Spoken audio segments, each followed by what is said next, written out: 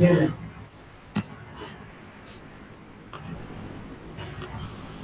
evening, Devdip. Thank you very much for joining. Good evening, everyone. With this, we on the Auroville's birthday on the 20th of February 2026, on the 8th day of the Auroville Convivial Talks, with us, Devdip Ganguli with us. Uh, Devdip,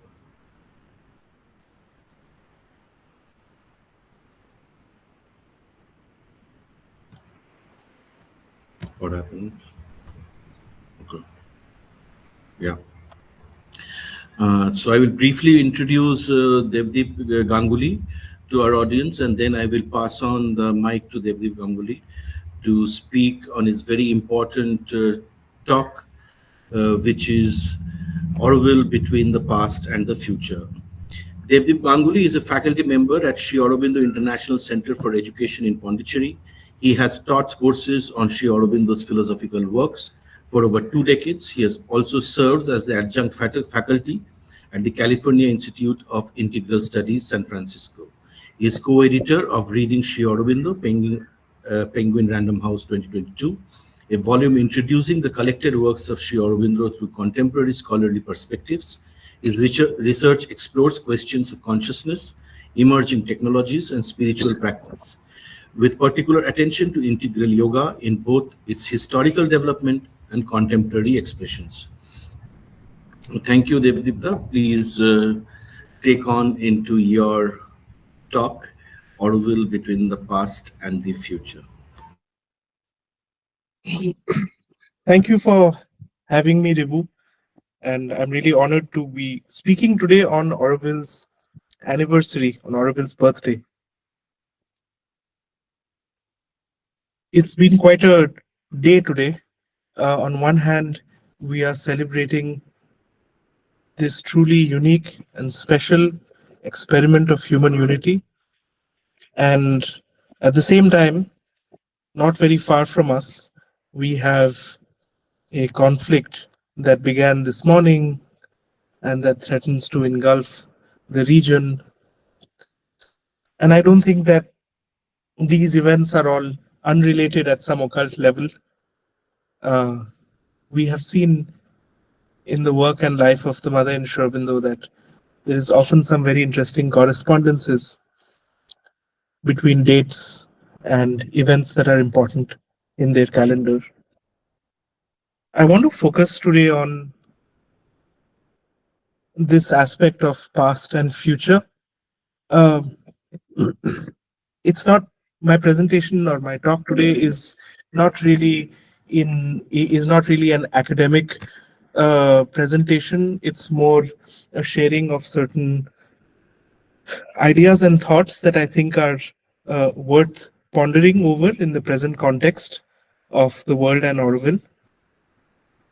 And so how I have structured the next half an hour that I'm going to be speaking for is a brief overview of Sri Aurobindo's stages of the human cycle, with particular focus on the spiritual age and how he understands, how he explains the possibilities of the spiritual age. And then we segue more directly into Auroville and what it means for the collective yoga of Sri Aurobindo and the mother. And then I want to reflect a little bit on what is our relationship to the past. So we're looking at all these cycles of development. We find ourselves now at a kind of critical point in world and human history. And so how do we relate to the past when we seek to embody a future that is completely new?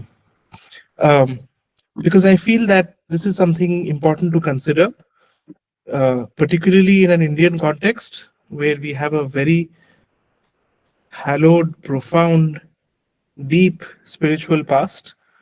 How do we interpret that for our present and for the future, especially in the Auroville context? So that is what I'm going to be talking about. And I guess I will dive straight away into it.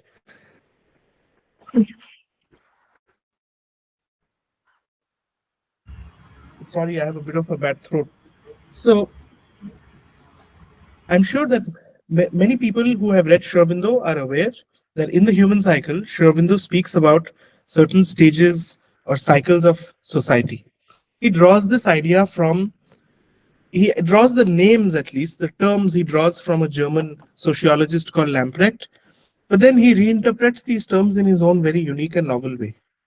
And he sees it as a kind of psychological retelling of history. Before we get into the phases, it's worth remembering that Sri Aurobindo's own life trajectory in terms of his political perceptions and views as he represented it in his writings, it shows a certain development. And when reading Sri Aurobindo, I think it's very important to always note when and in what context Sri Aurobindo says something. So if we were to take the early writings of Sri Aurobindo, such as the ones published in Bande Mataram and Dharma and Karma Yogin, they represent a certain work that he was engaged in at that time. As we know, he was in the at the height of his political uh, revolutionary activities, and he was fighting against the the most impressive, most powerful empire of the time, and fighting with actually very little resources. So he was really using words and language as means of bringing about very fundamental changes in the psychology of at least some people who could read English and who had access to that kind of knowledge. And the underlying hope, of course, is that that movement becomes more broad based. And so in these early writings, you find a very strong nationalistic, very strong rooted to culture and identity politics, a view of that coming through. And they are very inspiring. I remember reading these texts as a 15, 16-year-old for the first time. You know, your hair stands up on end because you feel so inspired by the words and the emotions that are being uh, that surge when you read something like that. And then, of course, you have a very critical turning point with the experiences that Sri Aurobindo undergoes in the Alipur prison, which, when you read his writings before Alipur, before his internment in jail, and after when he comes out, you clearly see a shift taking place. And that shift is voiced very clearly in the Uttarpara speech. Again, I don't want to spend time today going through these texts, but I'm just laying out certain pointers. If somebody is really interested in carrying forward this line of thought and research, you know, they can refer to these texts. In the Uttarpara speech, you find that Sri Aurobindo is reframing, in a certain sense, the um, the political nationalism in terms of a spiritual nationalism, arguing essentially that even if nationalism is a religion, it is a religion which is conceived in terms of something eternal, pluralistic, and spiritual rather than something limited. And it's reframed in terms of Sanatana Dharma, which is understood and explained in some of his writings in terms of this eternal pluralistic identity. And so, tracing forward Sri Aurobindo's life as he comes to Pondicherry, and then the First World War breaks out. In a sense, the First World War marks the beginning of this tension between nationalism and internationalism. And this tension continues to our day. So, movements of internationalism begin already in the early 20th century, and nationalism also is asserting itself against other movements such as, you know, monarchies and various other existing identities. And so after the First World War, you find that the map of the world has changed. There is a lot more, many more new countries, new identities, new forms, but also experiments of going beyond the nation. And this trend continues into the Second World War. where once again nations fight against each other. And out of the ashes of the Second World War, you have an effort to manifest some form of collective union which seeks to express and embody internationalism.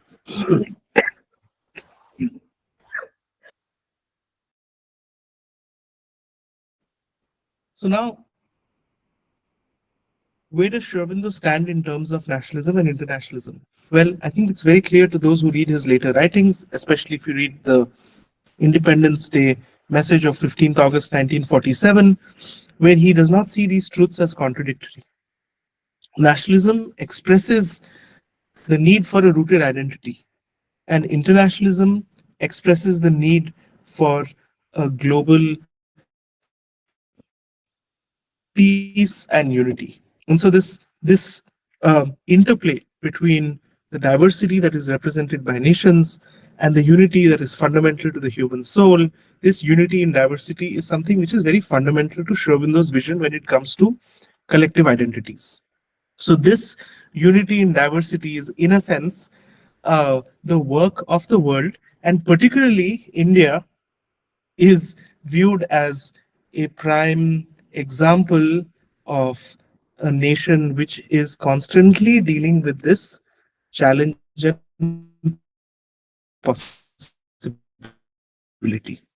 where we have immense by some kind of a spiritual ethos inwardly, a constitution outwardly, and the constant stress and tensions that are playing out.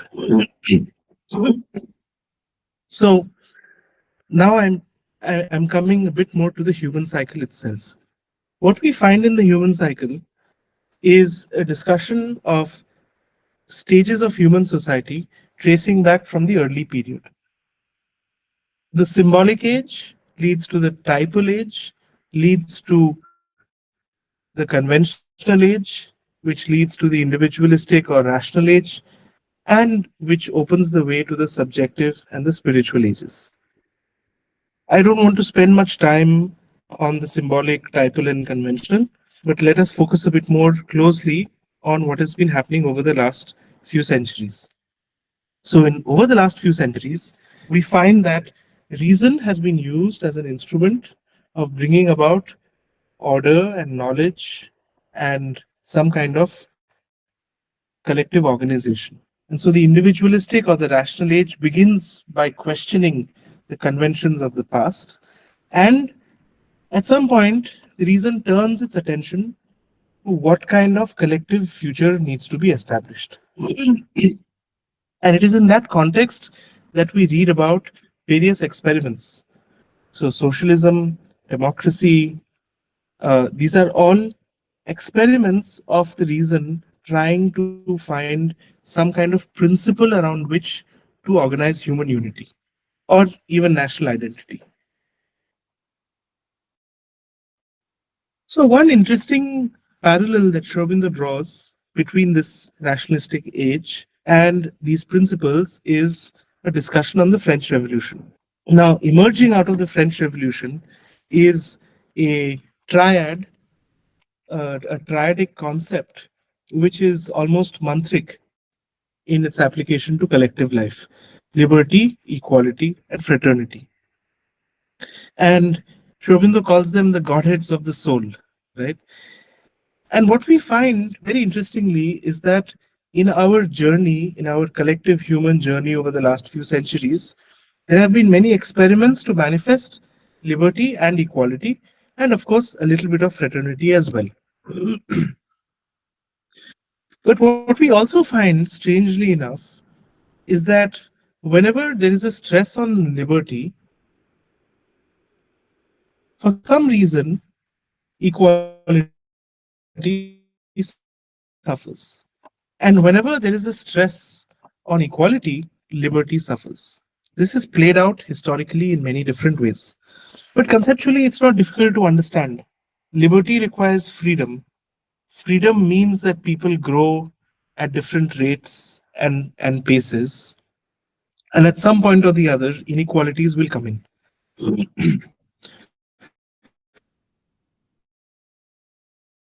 To counter that, there is a need for a collective identity. there is an equality and hold equality as a foregrounding principle. That's what socialism does. But what we find is, who represents the will of the people? So you have to create a state. You have to create some entity, which is supposedly the embodiment of the collective will. And when this entity enforces equality, liberty goes away. So this is the strange pendulum swing. As long as we are approaching this problem with the mind, we will either stress on liberty or equality. Trying to get both is very hard.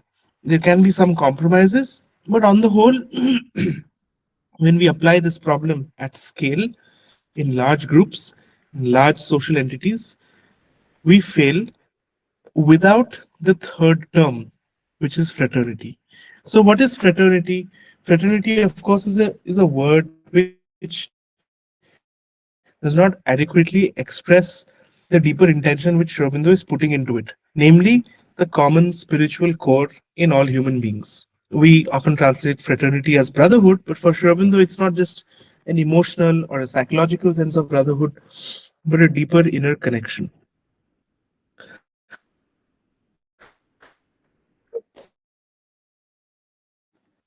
How do these ideas really relate to what we are talking about? It is important, and just have a little patience, and we'll get to how Auroville fits into this whole scheme. So, on one hand, you have liberty, equality, we want both of them, but we are not able to arrive at some kind of balance and equal, importance to both of them. And so that is where the idea of spiritual oneness comes into play. What do we understand by spiritual oneness? This notion of unity, when it applies to the spiritual level, takes on a very different quality than when unity is applied at the mental level. At the mental level, when we think of unity, we think about similarity of forms, we think about commonality of ways of being, ways of becoming. A kind of uniformity is often confused for unity. For Sri Aurobindo, unity is something which is able to sustain a tremendous diversity, a lot of openness, a lot of possibilities of manifestation which are different. And there is no governing center of this diversity other than the inner center. There is no external entity which holds this unity. That's the interesting thing. When we think of unity, we often think that there is some body or entity or person which is somehow the representative center of that unity. Not in Sri Aurobindo's scheme. This unity is established within the soul of the person, and that is able to sustain this diversity. So now I want to share my screen and talk a little bit about um, share a little passage which kind of summarizes what I have been talking about so far.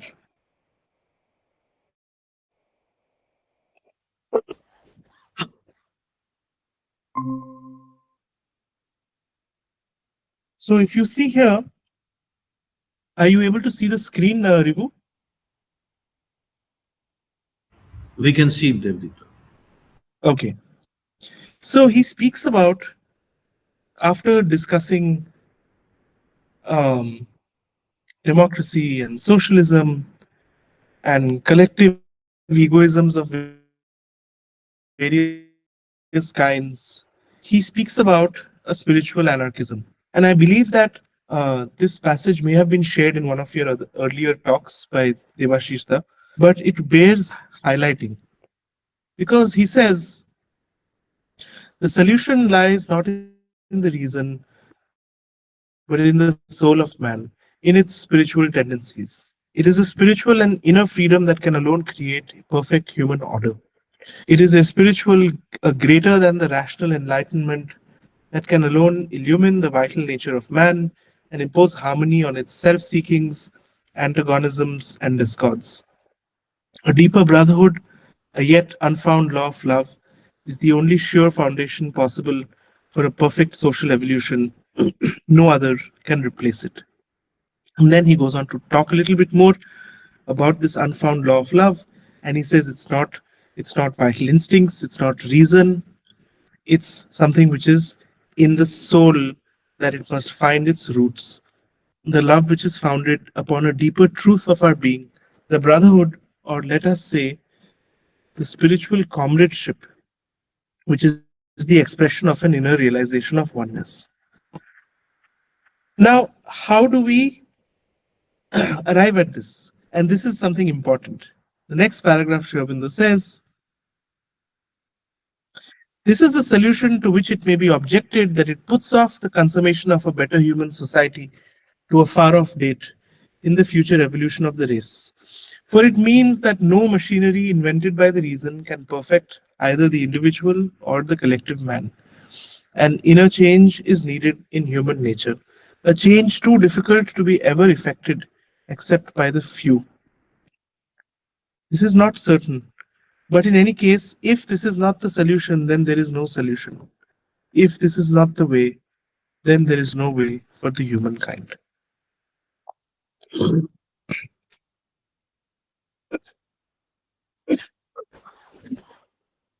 So I think this is really something to think about. What we are establishing is the need of a spiritual change in order to arrive at a true embodiment of unity in diversity. Now I come more directly to Auroville. If you read some of Sri Aurobindo's earlier writings, when he's talking about this change of human nature, establishing of collective groups, if you read the end of the Life Divine, you will see that very often there is a stress, even in his early letters. In one place, he says he wants 100 people to be able to do the yoga before it can be established. So there's a lot of stress on the fact that there have to be a small core of individuals who are really working on themselves and who are transformed in some way, and then the collective experiment can manifest. But if you see how things devolve over time, the way they play out is actually different. Because initially, when the ashram is founded in 1926, for the first 15 years or so, it's a very controlled environment and space. Every individual who enters, who comes even to visit, not just stay, even to visit, had to be approved, had to take permission, and then only come. So it's an extremely controlled environment. And then during the Second World War, the ashram school opens because the children come, some families come, and the very character of the ashram changes. It becomes a much more diverse population, not just in terms of ethnicity or nationality, but it also becomes diverse in terms of spiritual levels. Whereas previously you might have had persons who were entirely committed to the yoga and the sadhana. Later on, you had people who felt a tremendous devotion and love for Sri Aurobindo and the mother, but who were not necessarily practicing sadhaks in the way that people were practicing in the 1920s and 30s. And so it's a community which is very mixed, families, children, sadhaks, and everyone in their own way. Right? I'm not trying to say that the devotees were not important, but just that it's a different group and collectivity. There is a conversation of the mother in the playground, which takes place in 1957, which talks about this levels. And you'll see why I'm saying this in the context of Auroville. So I just want to read that out.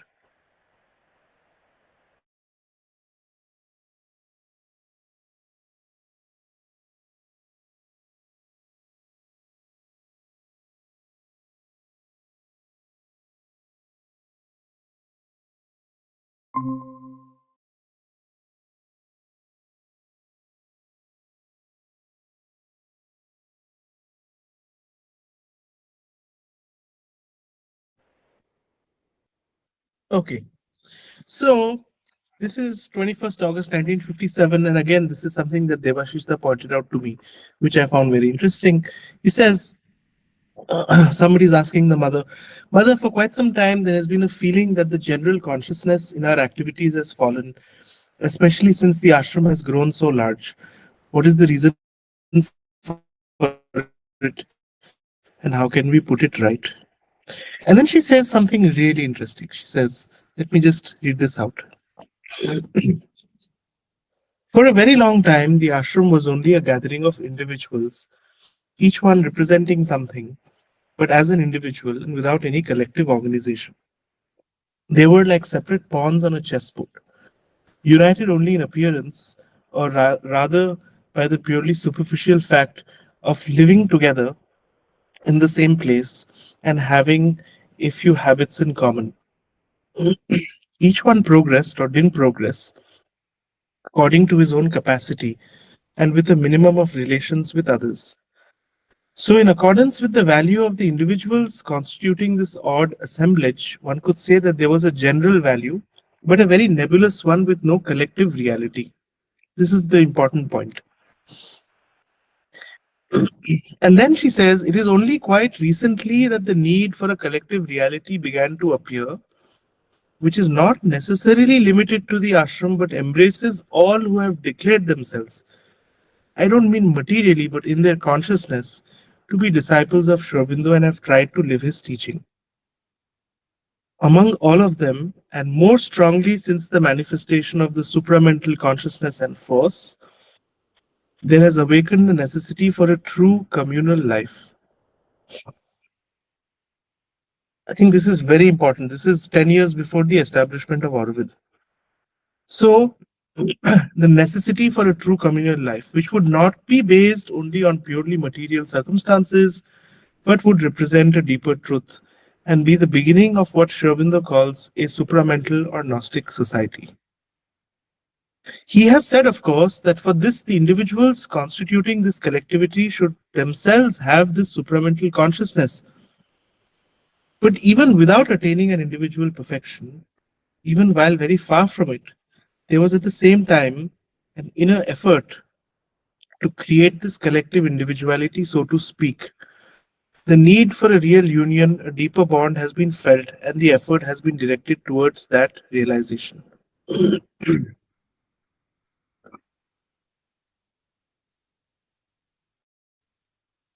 So the point is that at a certain stage, and especially after 1956, the mother feels that there is a necessity for establishing a truer communal life.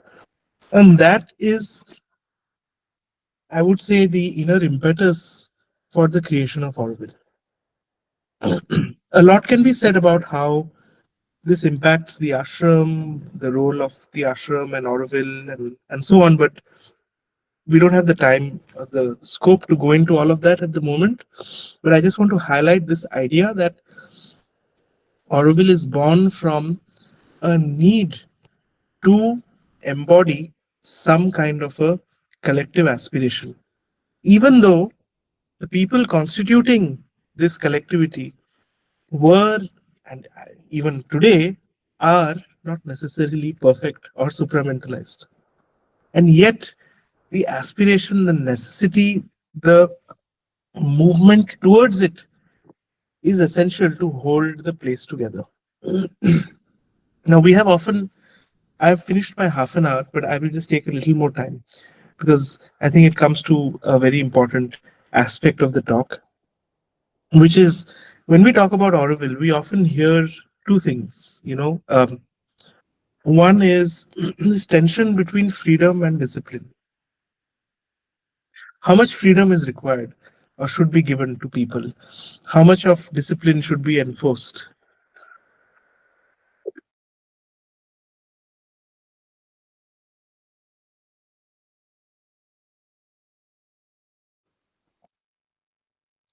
And here, I just want to point out, again, given the limited time, a few passages from the human cycle where Aurobindo is talking about the spiritual age and the conditions for the coming of a spiritual age. He's not saying this is how the spiritual age will be. He's saying these are the conditions for the coming of a spiritual age. And I believe this is really important to highlight. So once again, I'll share my screen.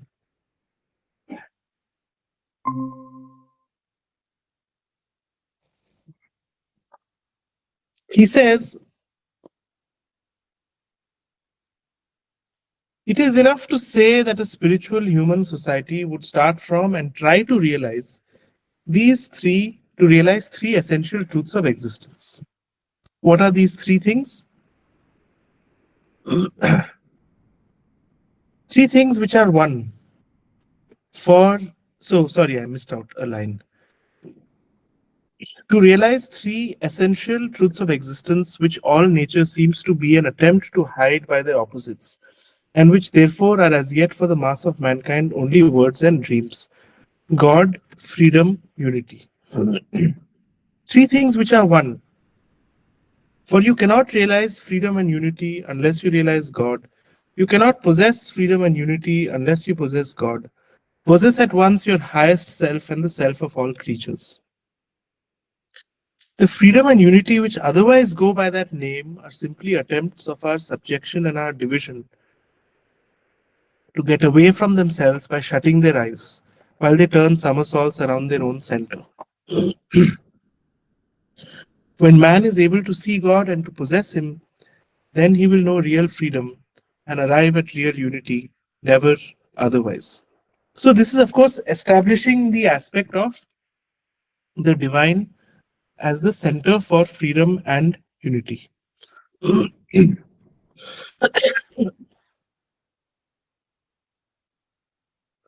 However, he says something interesting.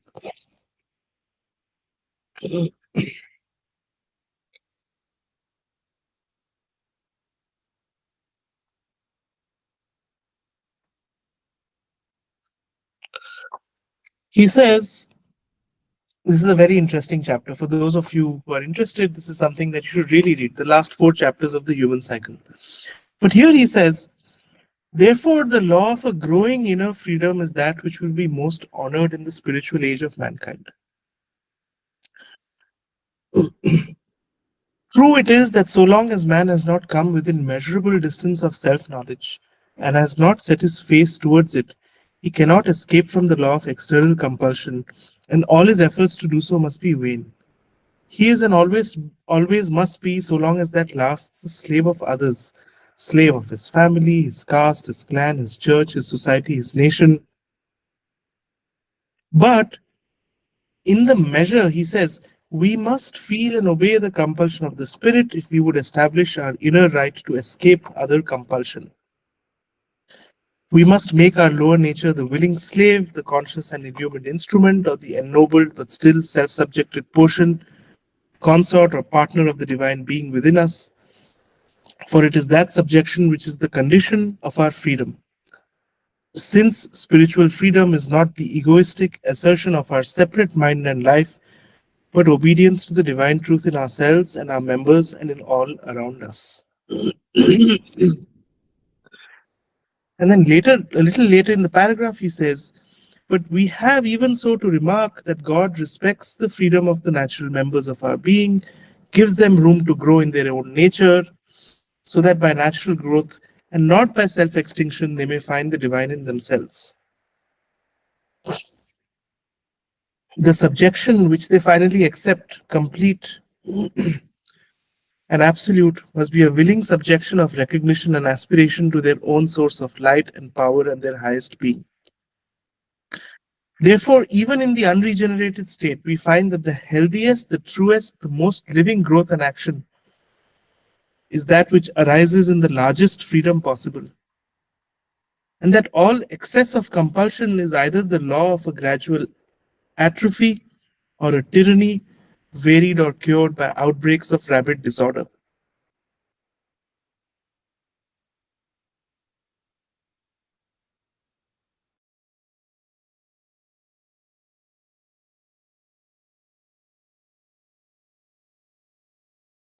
So the point that is being made is this negotiation between control, discipline, and freedom is very subtle. A spiritual community is not something that can be created in any top down manner. A community is spiritual because of the spirituality embodied by its members. Freedom is essential and yet negotiated. Because obviously, if we live in the unregenerated human nature, freedom is not really freedom. Freedom is freedom the more we grow towards the self. However, as Aurobindo says, even in an imperfect state, the freedom to err must be there. The freedom to grow has to be goes hand in hand with the freedom to make mistakes.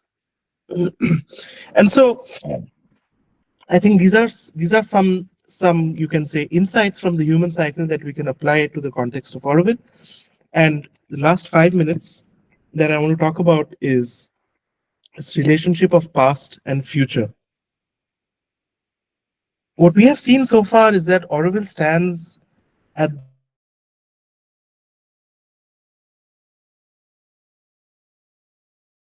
this point where everything that has happened in social and collective movements of the 20th century and earlier, it is on the foundation of something that has, a dream and aspiration that people have had for centuries. At the same time, what it seeks to manifest and the way it seeks to manifest it belongs to the future. It is not there at the moment.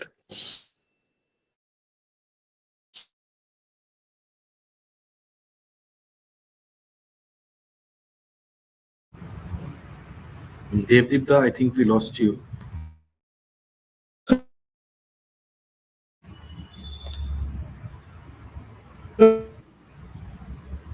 Devdipta, I think we lost you. Can you just rejoin? It's in the strange zone where it's neither. I'm sorry, I think I was lost Yeah, we lost you. briefly. Uh, Ribu, can you hear me now? I can hear you. Can you just rejoin? Just move out because I think the network is coming packets by packets. Just, Okay. So shall I exit and rejoin? yeah, exit and rejoin. Okay.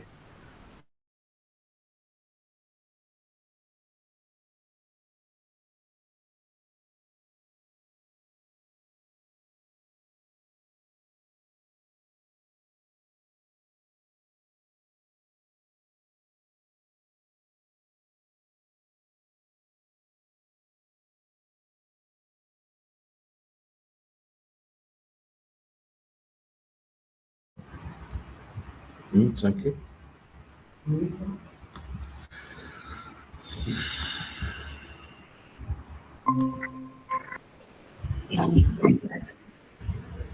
Yes. Okay. I hope this is better. I just changed the location so that we have a little better Yeah. speed. Okay, so I was just saying that Auroville finds itself in this very unique situation where it's seeking to embody a future that has not yet manifested. It doesn't belong to a past. I mean, it is founded on the past experiences of humanity, but it does not belong to the past. And in that context, I want to read out something very interesting. It's a conversation with the mother, and it relates to the last point that I want to make for my presentation and then stop, which is how do we deal or relate to the past ourselves as disciples of Sri Aurobindo and the mother, as Aurovillians. What is our relationship to the past? So what should be our relationship to the past? Now, if you read books like the Foundations of Indian Culture, what is published as Renaissance in India, we know that Sri Aurobindo holds a lot of value for the past. There's tremendous spiritual knowledge, there is light, there is direction. But it is also balanced when you read it.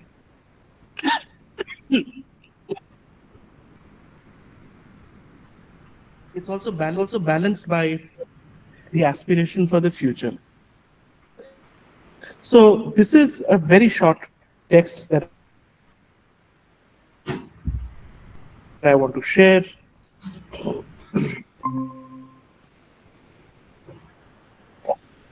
So the outline of a study project on the spiritual history of India was read to the mother.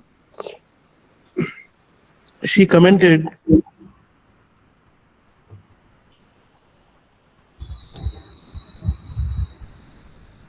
"No, it won't do. You should begin with a big bang. Show the continuity of history, with Sri Aurobindo as the outcome, the culmination. It is false entirely. Sri Aurobindo does not belong to history. He is outside and beyond history. Till the birth of Sri Aurobindo, religions and spiritualities were always centered on past figures, and they were showing as the goal the negation of life upon earth. So you had to choose between two alternatives: either a life in this world with its round of petty pleasures and pains, joys, and sufferings, threatened by hell if you were not behaving properly, or an escape into another world, heaven, nirvana, moksha. Between these two, there is nothing much to choose, they are equally bad." And then he says, then she continues, "Sri Aurobindo has told us that this was a fundamental mistake which accounts for the weakness and degradation of India. Buddhism, Jainism, illusionism were sufficient to sap all energy out of the country. True, India is the only place in the world which is still aware that something else than matter exists.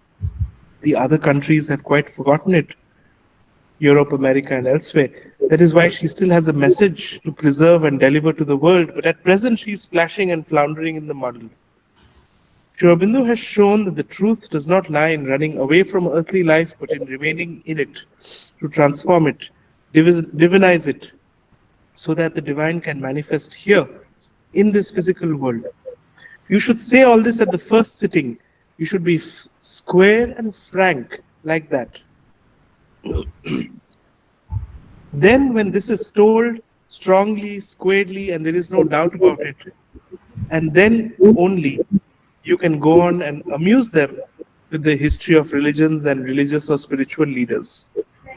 Then and then only you will be able to show the seed of weakness and falsehood that they have harbored and proclaimed.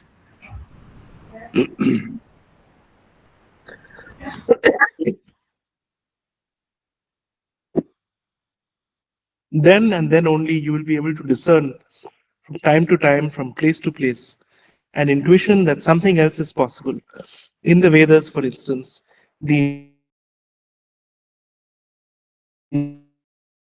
injunction to Panis, in the Tantra also, a little light is burning. And then just one more passage, which is here. Sri Aurobindo does not belong to the past nor to history. Sri Aurobindo is the future advancing towards its realization.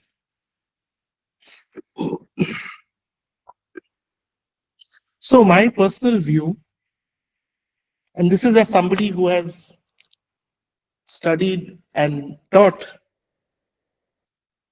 texts like the Foundations of Indian Culture for 20 years, I have, I am deeply inspired by the Vedas and the Upanishads and the Gita, and I study them and I teach some of these texts.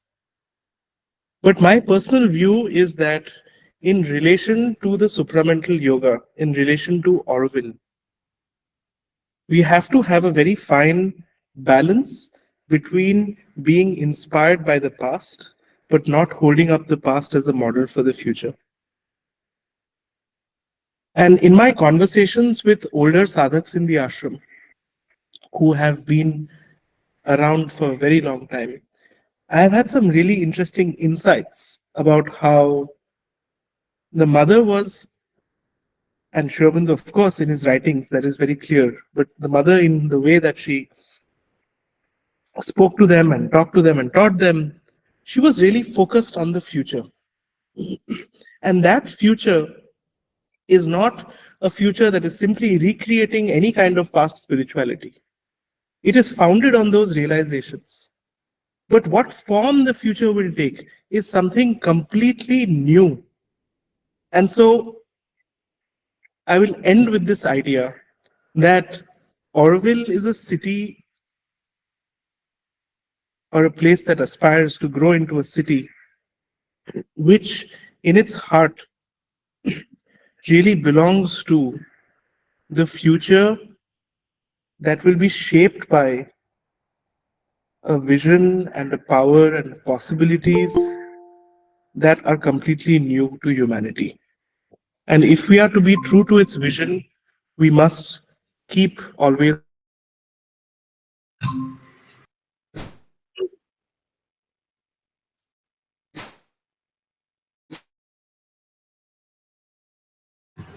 Devdip, I think we lost you again. open to that truth. So Okay. that is. Sorry, Can you please I'm done. Rivu. can you just Uh, repeat the last line because I think we lost you. Sorry. so I was just saying that for me, Auroville represents the my flow is a bit interrupted, but essentially what I was saying is that what Auroville has to manifest is something that is completely unknown and new to us, and is not something that will be a recreation of past forms.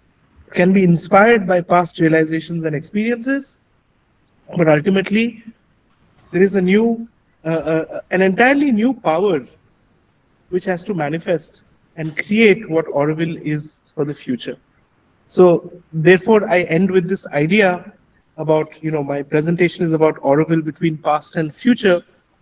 And what I'm trying to say is that as disciples and as Aurovillians, as people who are, drawn to Auroville, maintaining that balance between the past and the leap towards the future is really essential. Uh, Thank you, Devdipta. Thank you so much. I think Michelle has also joined us. Thank you so much to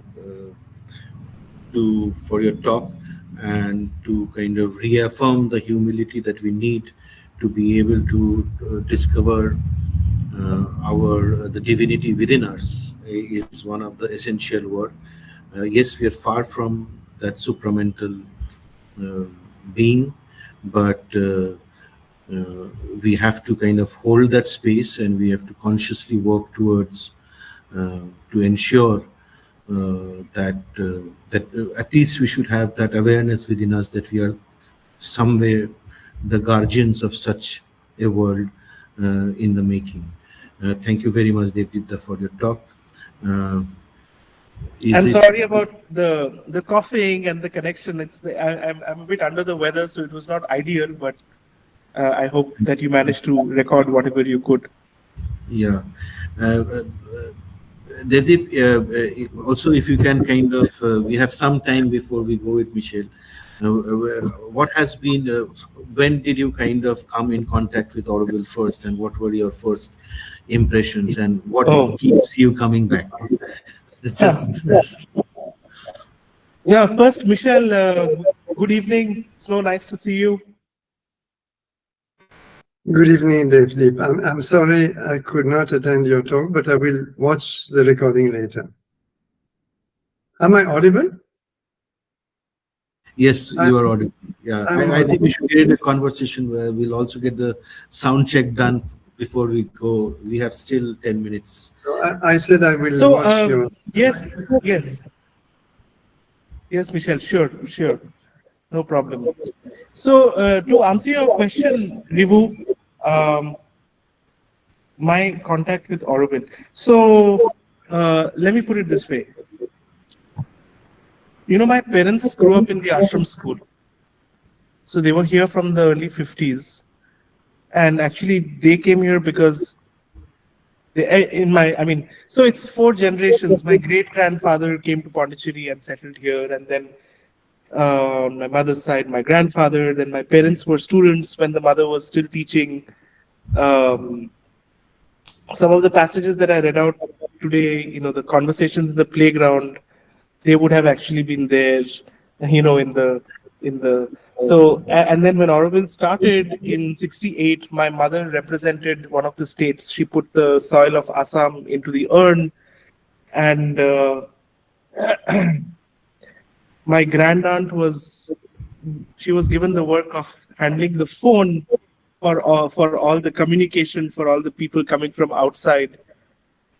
My grandfather was one of the early, so it's a very long association generationally. So I really don't know what was my first contact with Auroville, but it's just when you grow up Auroville, because it's just when you grow up. That when I was growing up in the 90s, I wasn't coming out to Auroville much, but later on, even as this, when the Matri Mandir was first, the inner chamber opened. I remember going very early on, and then I was quite closely associated with Nirodha. So as a young student, I used to often spend time with him. And so he used to go out to Auroville in the 90s to give talks and sometimes to just have a picnic in Savitri Bhavan or something. And I accompanied him on some of those as a kid. So Auroville has just always been there. I mean, I've never lived in Auroville and I've never worked in Auroville, but it just feels like a second home to me. And then later on, of course, I got more involved with some projects, in doing some exhibitions, and I have a wonderful group of friends and people like yourself that I know and meet and keep in touch with. And then now when I teach at CIS, we recently also did a course for our students with Professor Devashish Banerjee on Auroville, and then our students were here. So it's a continuing engagement for many years and many generations. Thank you, Devdip. And it is important that we kind of extend it, and like Michelle is right now in Ahmedabad, and so many people. I come to Auroville. They say there are only 3,000 Aurovillians, but so many people I have met here, and so many people have left, and I have a feeling that those who have left have not really left. They have just left it yeah, physically, but in spirit very much connected. So the Auroville family is actually quite a large one, and we should always try to figure out means through which we can connect and remind ourselves of our ways of being, and yeah. And Ribu, Auroville, in my opinion, cannot be understood by the mind. You cannot measure or gauge the success or failure of Auroville based on external numbers and statistics. In numbers of people and how many units and what you have done, all this is, to me, it's entirely superficial. What Auroville represents in the world, just its very act of existing. And in my limited work and travels, the impact it has had just by the fact that there is a place like this cannot be overestimated. So, and it cannot be described. And yesterday also some people said that when you come in contact with it, it is like an encounter, and that encounter, it is beyond words, and it remains. Yeah. Thank you, Devdipta. And with that, Michelle, do we have still time with you? Yes, we have 5 minutes with you, so I think we should wait. We should wait for 5 minutes, and then we'll go with Michelle. In the meanwhile, yes, we can have a talk. Are we right?